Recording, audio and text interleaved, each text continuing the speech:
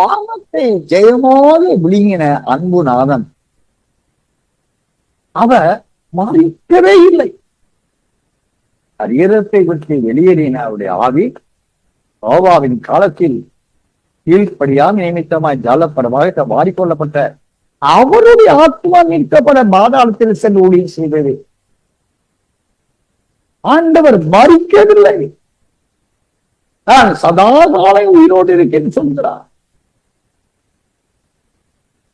அவரால் அருளப்படுகிற ரட்சிப்பு மரணத்தை ஜெயமாக விளக்கக்கூடியவர்களுக்கான ரட்சிப்பு.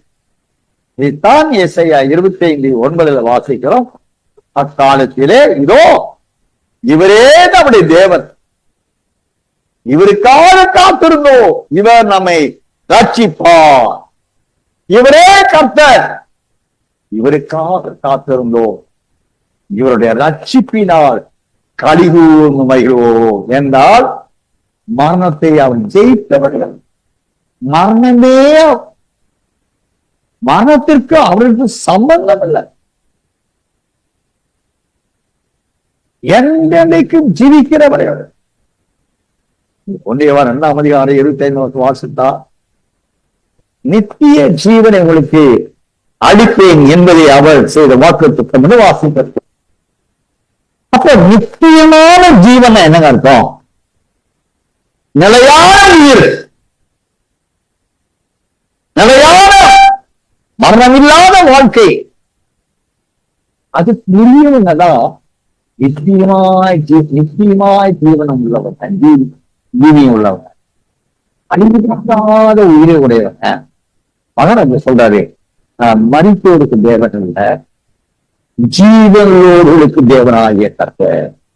அப்ப ஆண்டவர் அந்த பூமியிலே ஆதாம் முதல் கொண்ட அந்த வரைக்குள்ள மனுஷர்களில் யாருக்குத்தான் தன்னை தேவன் சொல்றாரு? மரணத்தை ஜெயித்தவர்களுக்கு, அல்லது மறிக்காலும் அதான் ஒரு ரகசியமாக சொல்லுவரா. 1:15-51-52 நான் ஒரு ரகசியத்தை சொல்லுகிறேன், நாம் நித்திரை அடைவது இல்லை. அருமையான கத்திரி பிள்ளைகளே, அவர்களுக்குரிய தேவன்